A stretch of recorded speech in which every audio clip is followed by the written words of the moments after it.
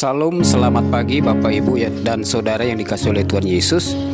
Renungan kita pagi hari ini dengan tema hidup untuk melayani, diambil dari Kolose pasal 3 ayat 23. Apapun juga yang kamu perbuat, perbuatlah dengan segenap hatimu, seperti untuk Tuhan dan bukan untuk manusia. Kamu tahu, dari Tuhanlah kamu akan menerima bagian yang ditentukan bagimu sebagai upah. Kristus adalah Tuhan dan kamu hambanya. Melayani adalah kata yang tidak asing lagi bagi kita. Hampir setiap minggu kita mendengar pujian dan khotbah tentang melayani. Sebuah lagu yang sangat terkenal di zaman dahulu, walaupun jarang kita nyanyikan lagi. Liriknya berbunyi, melayani, melayani lebih sungguh. Melayani, melayani lebih sungguh. Tuhan lebih dulu melayani kepadamu. Melayani, melayani lebih sungguh.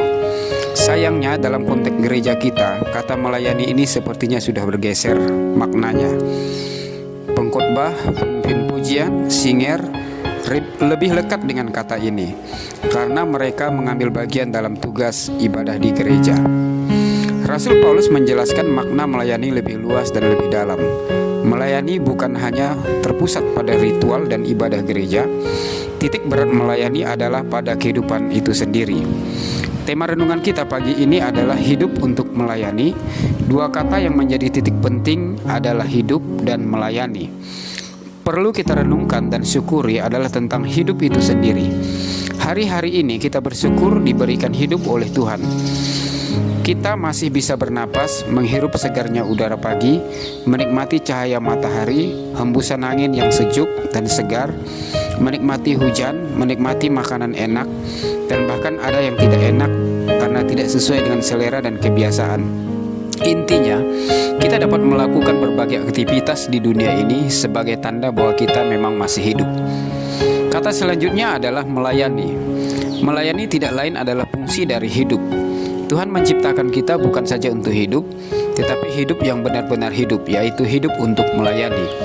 Hidup untuk melayani adalah fungsi hidup yang lebih tinggi dan lebih mulia.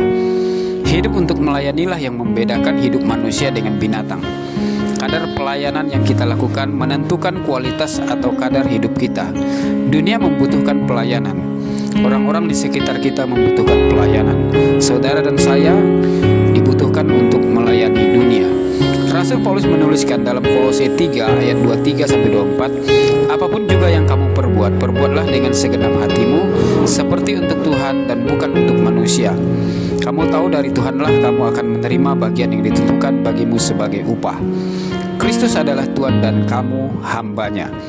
Ada 3 ciri orang yang hidupnya benar-benar hidup melayani. Pertama, melakukan sesuatu atau mengerjakan sesuatu dengan segenap hati. Mengerjakan sesuatu dengan ikhlas, dengan tulus dan tanpa beban. Mengerjakan sesuatu dengan ikhlas tanpa mengharapkan pujian dan sanjungan dari manusia. Sadar bahwa apa yang diperbuatnya adalah untuk Tuhan. Kedua, tidak mengharapkan imbalan dari manusia.